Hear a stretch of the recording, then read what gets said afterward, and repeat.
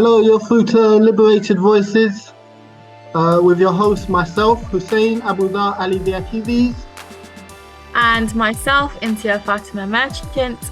We're here today with our amazing guest, Emily Ali, from Acorn the Union. She is a field organiser in London.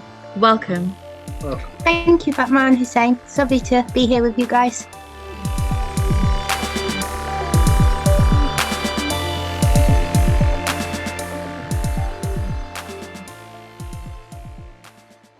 So, Emily, tell us a little bit and the viewers a little bit about what Acorn the Union is. Yeah, of course. So Acorn is a community union. It's a democratic, member-led, independent community union made of ordinary working people from all walks of life, from poor and low-income backgrounds. And we come together and use direct action to take back what's ours and fight for better deals in our communities at a local and national level. So obviously one of the biggest issues that people face in this country is housing. So a lot of what we do is around housing.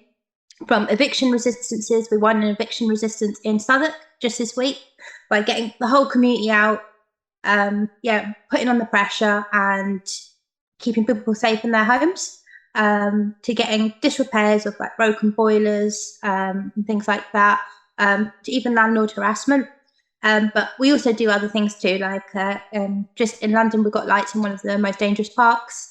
By coming together as a community, mums, nans, grandmas, women, loads of women who felt unsafe walking through the park at night, loads of men as well.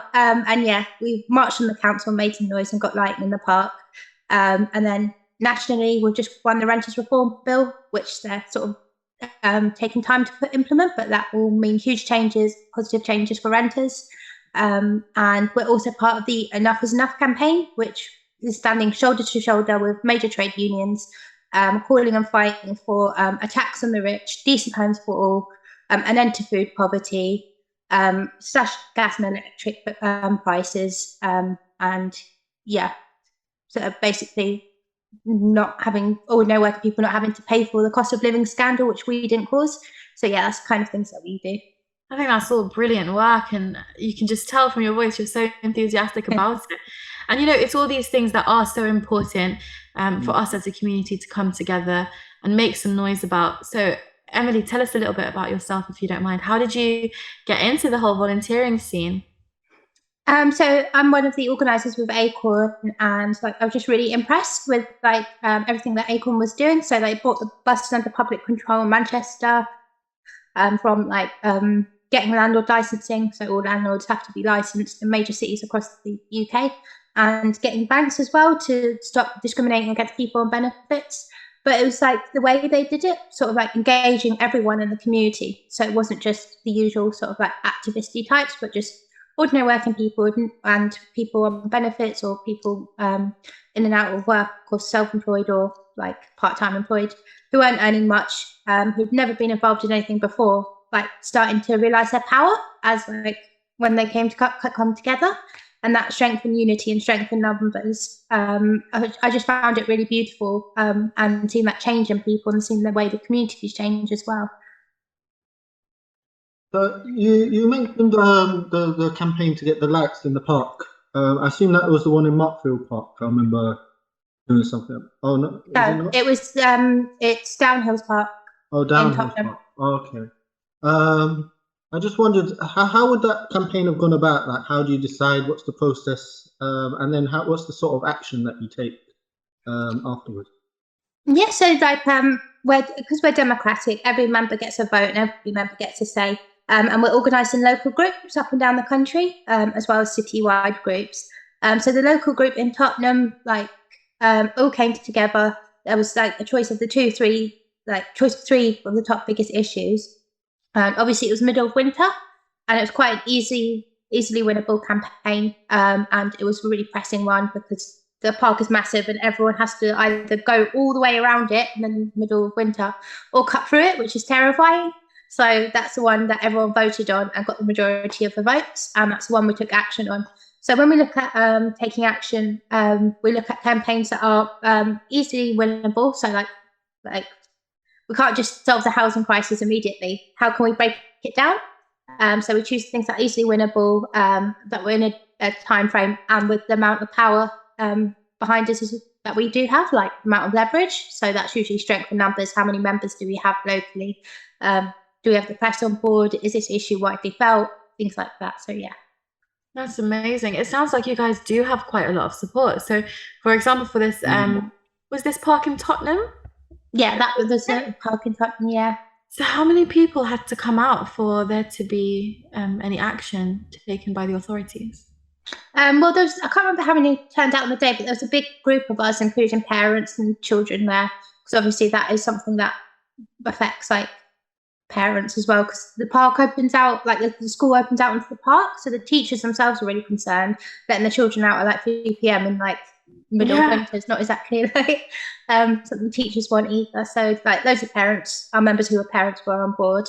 But yeah, like because we're a community union, we find ways to engage everyone. So some of our members who might be on disability benefits and not able to leave the house or have health issues, members with mental health concerns, they were at the same time doing a petition and getting that drummed up, and then we like printed out the petition and like dumped it on the councillor's desk. Amazing. Yeah, so we find ways that, so even if people in the community can't physically be there, one of the things I love about Acorn is that like you can still play a part even if you can't be there physically to take action all the time. Yeah, that's amazing. I think it's so nice that like I think you played not just to the community strengths, but every individual strength. And I think that's just so respectable. Hussein, did you have something to say? Yeah, I was just wondering, you were saying you were part of the Enough is Enough campaign. There's some big high-profile people involved, I've heard, in the campaign. I've seen quite a lot. I haven't been able to go to any of their meetings myself. Can you just let us know how that was brought about and how Acorn got involved? Sure. So, like, Enough is Enough is a campaign based on the massive strike action that we've seen up and down the country. So, the striking postal workers in the Communication Workers Union, the CWU, the striking railway workers in the RMT, and obviously other striking workers like in the CWU, like the BT Tower workers. And yeah, like there's been pickets up and down the country. Acorn went out, and most of our members have been visiting the pickets, just giving support, showing solidarity, things like that. And because obviously Acorn, we're like different from a trade union, so like anyone could be a member of Acorn from the community. Yeah, like we were sort of invited to be part of Enough is Enough, because we're also trying to fight back against the cost of living crisis, but on a much more sort of like minute level, with actually within the home. Yeah, of course. And how did Acorn first come about? What was the process in creating it? So Acorn, how did it come to London, basically? Yeah, sure. So Acorn UK was set up in 2014, just by a couple of lads going around some council estates in Bristol, because in this country we've got a history of trade union organising, which is very strong. But our community organising, though we do have like examples like the Bengali Housing Action Group and obviously Broadwater Farm Housing Action Group and community groups, we don't really have like a tradition of community organising in the sense that America or the Middle East does. So yeah, they went around a couple of council estates and took the Acorn model from Acorn in the 1970s in America, and it's just like exploded from there. Like one major wins up and down the country. We've now got thousands upon thousands of members, and we're growing every day. But Acorn in the US started in 1970 in the Deep South in Little Rock, Arkansas, and it was black and white grandmas and mums coming together and demanding using direct action to demand stuff from the state. So I think one of the first campaigns was to get winter coats. Oh. Yeah, like in America, they don't really have like the benefits system that, they do, but it's not as strong. So yeah, that was the very first beginnings of Acorn, and it grew in America like to massive levels, like hundreds of thousands of members of poor and lower income members across the country. So yeah. But now we're international, so we've got Acorn Ecuador, Peru, Paris. In fact, Acorn Paris has just had won a huge campaign in one of the Acorn France has just won a huge campaign in one of like the districts of Paris to repeal the burkini ban. So they did a direct action with loads of women in burkinis from whatever religion coming together and taking a dip, and then like they couldn't. That is brilliant. Yeah. So again, using direct action, but like in a sort of non-arrestable way to win for our communities. Acorn Ecuador is stopping land grabs, and Acorn Cameroon. I think there's just one proper PPE for farm workers, because they were just sending people into the fields with no protective wear, and they were obviously getting injured. So yeah. Are you all in good contact with each other? Is there like a sort of world conference where you get together, or is it just set up very independently and just taking the name, if that makes sense? Yeah, in fact, actually, we've got Acorn International Conference in a couple of weeks. It's been obviously there was a couple of years where we couldn't do it because of COVID, but it's going to be in the UK this time in the north, which is really exciting. So it'll be lovely for all Acorn members to come from around the world. Brilliant. Yeah, it's going to be really exciting. So how do you join Acorn? How would, for example, I join Acorn? So you might get a knock on your doorstep by an Acorn organizer. You might get a call from an Acorn organizer. We really try to be proactive in how we reach out to the local communities. Like, we don't wait for people to come to us. We actually go to the people, knocking on doorsteps, calling people. You can also just join on our website. So yeah, www.acornunion.org.uk/join. It's our join up link. And then your local your local whoever the local membership officer is will give you a ring once you're joined. And fabulous, amazing. So what would you say is your favorite success story? I've got quite a few. Do you mean me as an organizer personally, or for like the wider organization? What about for you personally? So most recently in London, we had a member called Jasmine, who was a victim of domestic violence, and police have been called to the landlord's property following an incident with her partner. She then signed a new contract with her partner and other people, like for a completely different property. She then emailed the estate agent saying she wanted out of she was going to plan to escape out of the relationship for safety, and she wanted out of the contract. Basically, she wanted to terminate the surrender of the tenancy agreement, as it's called, and they refused. And not only did they refuse, they also sent an email to everyone who was going to be on everyone who just signed the tenancy, kind of putting pressure on them to pay up immediately. So that obviously alerted her partner that something was going on. So she then had to really very quickly move all the stuff that she could take with her out of the place. But yeah, she contacted Acorn, and me and her worked on an all-woman member defence team together to take action against the estate agent and demand that she be surrendered from the tenancy. Both her other people in the tenancy were in support of her and joined as members, and the letting agent were sending quite aggressive emails and being quite aggressive to us. They were being aggressive to other women, but eventually they caved in after they got wind that we were going to all as women across London take action on them, and they'd let her go from the tenancy with no additional payments. And they even sent her quite a long apology. As they should at that point. Gosh. Yeah. I think because we have our comms openly, I reckon they must have seen it and just thought, wow, this does make us look bad. But I like that one. Well, I don't like it. Obviously, it was awful and it was quite painful during it, because obviously you care about your members. But I think it just highlights how housing is like health, basically. It can be a matter of life or death to loads of people, not just in that experience, not just in terms of domestic violence, but general health, and also how housing is also a women's issue. Which is why we also calling for more open-ended tenancy, so people can leave the tenancy if at any point they don't feel safe in the house. Yeah, that should already be in place when you think about it, and the fact that it behind those things. It's just yeah, it's pretty shocking, isn't it? Yeah. But obviously, what you're doing is really good stuff, and it's stuff that obviously you could say the powers that be will not be happy about. They don't want to see people getting together, people organizing. Everyone alone is weak, but together we're strong. And I just wonder, what backlash have you seen? What sort of problems have they've tried to give you, or basically what how have they fought back?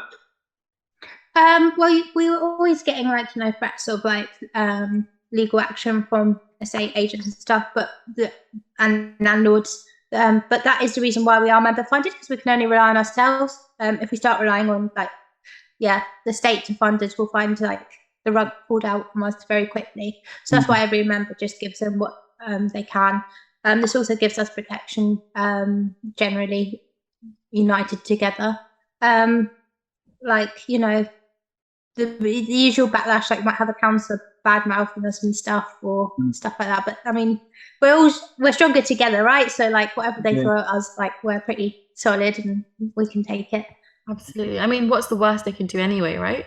You're within the law and you're together and you're self-funded. I mean, you've got everything. You're doing everything right. Yeah, and we're fighting for better conditions, but it's not we're out here causing crime or anything. We're just ordinary working people, just trying to win back in our communities, for us, because the system isn't built for us. The system is built for the super rich. That's the reality of it. And the lower if you're from a poor, low income background, that reality is very clear to you from quite an early age. And now that we've got the cost of living scandal, everyone's feeling it, and everyone's realizing how unprotected we are unless we do get together, unless we do fight back. Absolutely. So a question pops to mind. It's probably not the most optimistic question, but how do you guys handle these cases that potentially you don't win? I mean, it's inevitable, right? Obviously, you aim to win every case around housing or any action around a local group does a community action, but sometimes it doesn't work out. That's just the nature of the beast. So we kind of look at it and we reflect on it and what went wrong, what went right, how can we do better next time? And that kind of strengthens us as an organisation, because we are constantly self-reflecting. So but what happened? Why didn't that campaign work? Why didn't that action work? What could we do better? And that helps us avoid from making the same mistakes in future. So just when I met you the first time, it was just Acorn was quite new in London. You were organising in Haringey, and now it seems like you're spreading quite a bit around London. Can you just tell us about where Acorn is active now, and what are the plans for the future? What neighbourhoods we're trying to get into? Yeah, sure. So we've got pipeline groups, as we call them, across London. So we've got members working to set up their own group, and we provide members lots of support up and down the country. Basically, if there's no local group, we provide lots of support to members trying to establish their own local group. But so far, the groups that have launched are Haringey, Hackney, Lambeth, and Southwark. We've got loads of pipeline groups like Brent, Islington, Waltham Forest, Croydon, which will be lovely to see them launch when they do.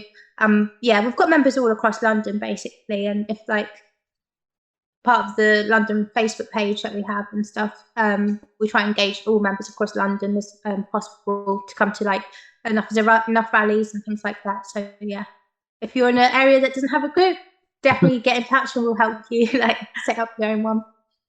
Brilliant, that sounds great. You mentioned the cost of living crisis and how difficult this winter will be for a lot of people. What kind of advice would you give those people that are struggling or are terrified of these gas bills going up, and it's just insane? Everything is just seems so out of reach. It seems so difficult to tackle. What advice would you give? My first advice would be you are not alone, because it can feel extremely lonely with the bills mounting up. Especially if you've had to rely on loans and these dodgy loan sharks and stuff, and like you see everything going up and you're struggling, and it can feel really isolating, but you're not alone. You know, there are other people also going through this. There's loads of us going through this right now, and our best chance of actually getting through it is by coming together and fighting and winning. We've done it in the past. We won against the poll tax. We won, like I mentioned, like the Bengali housing action group. They won and got the whole of like Brick Lane area, like specifically for the community. We've won, you know, throughout history, basically using direct action, using collective action. Like we can win, and but in order to win, we need to do something. So, like, yeah, by coming together in your local trade union or you're in Acorn, by taking that step, by raising your voice, by refusing to be silent, by refusing to allow them to have power over you to be silent, we can beat this cost of living scandal. We didn't cause this scandal. This scandal was made. We're the ones expecting to pay for it. So, yeah. It seems like the time now is really, people are very angry at the moment. So I think that's why the Enough is Enough campaign really resonates with so many people, because people just have had enough. So enough is enough.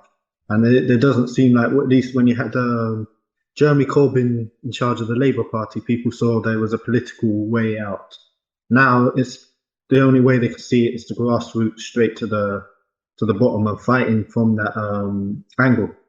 I'm just interested because obviously you mentioned you were in Rojava, you were volunteering there, and obviously they were doing a lot of community work and community organising themselves. What similarities do you see with Acorn and Rojava? What have you learnt from there that you've been able to bring into Acorn? Yes, so I was in Rojava, so that's the autonomous region of northern Syria, which is like a democratic left-wing women's ecological ecological revolution in 2012 during the Arab Spring. And I worked volunteering in the communes and in the women's communes and women's village, and it was just inspirational. And seeing communities come together and take power like directly from the ground in their local neighborhoods, seeing that change in people. So, like, you know, people have never ever like been politically active or organized before, like mums, grandmas, like who were often left out of education in northern Syria, properly take control of their local neighborhood, and find their own strength. And you see it in their face, you see it in their body, like they come to realize themselves, and really harmonize with each other. Like it makes the society a lot more beautiful, because people arrive at a place where they do feel transformed and they do feel liberated. And you see similar things in Acorn. So like when a member first comes to us, they might not fully believe that we can win, and then you take them on a journey. So they get involved in their first campaign, they see us smash it, they see like other members just like themselves, like just ordinary like poor and low income people fighting and winning, and like they start to trust and believe in themselves a lot more, and not just feel the boot that's pressing down on all of us all the time. But yeah, there's a lot of overlap with Rojava, which is why I like Acorn, which is like, yeah, ordinary working people, especially the mums and the nans. I've mentioned mums and nans a lot. They are like the most militant in Acorn and Rojava. Like when a nan is angry, there's no stopping her. Like she's there on like the eviction resistant picket lines, and she's refusing to move. They are absolutely brilliant. So yeah, amazing. I mean, I'm sure we'd all love to see that. I'm sure, like, I think to so many people, their nan is their inspiration, right? So exactly, my nan's mine. Absolutely. So we'd love to see it. Unfortunately, we are running out of time, so I think we'll move on to final comments. Hussein, do you have any last questions for Emily? No. I did speak quite a lot, so sorry about that. No, I think it's amazing. I think it's just because you're such an excellent speaker, and the things you talk about, they are just so inspirational, and it just fills you with this kind of take action attitude, right? So it's less about talking and now it's about acting. Yeah. I do just want to say to anyone listening, I know that taking action can seem scary. Like I know, especially if you've never done it before. I think Acorn and the way the trade unions are moving now, like, it's a very inviting space, like a space for you to learn and how to take action, but also like what will you lead, basically, and give you that space to lead. So yeah, making that first step can be hard, but like once you do it, like, you never look back. So I definitely encourage anyone listening to this to start getting organised in the community, start winning, start building, because we can do it. We can do it. Like, yeah, as I said, we've done it before. We can do it again. The only thing that's stopping us is like letting them believing in their lies, basically, to us that we can't, basically. So yeah. Exactly. I mean, if we listen to them saying that we can't do it, then we won't be able to do it. So absolutely, I think everyone that's listening, do get involved. What was that website again, Emily? So I'll just say the Acorn website. So it's www.acorntheunion, all one word, .org.uk. Well, thank you very much, Emily. It's been a pleasure to have you. It's really give us a bit of hope for the future, you know, where at a time when people have been feeling a bit helpless. And I think that's one of the most important things about Acorn, that it's giving people that voice and that chance to basically have a little bit of power themselves. Exactly. In a world where people feel powerless. I certainly will be getting more involved, and As will I, definitely. Yeah, thank you both for having me. It's always a pleasure to whenever I speak to you both, and it's been a pleasure today. So thank you so much for your time, and really appreciate it. Thank you, Emily. I mean, you're amazing, and I think you're just an excellent representation of what Acorn is all about. So definitely. I try to be. I feel like it's a spirit of like all our members channeling through me whenever I do these talks. So yeah. Bless you. Well, we'd love to have you back sometime. You're always welcome on the podcast. So inshallah, in the future, we'll have you back. Inshallah. Thank you so much. Yeah. So that's all from us today. Thank you for listening. I hope that you'll tune in next time for our next show, and look forward to that. Assalamu alaikum.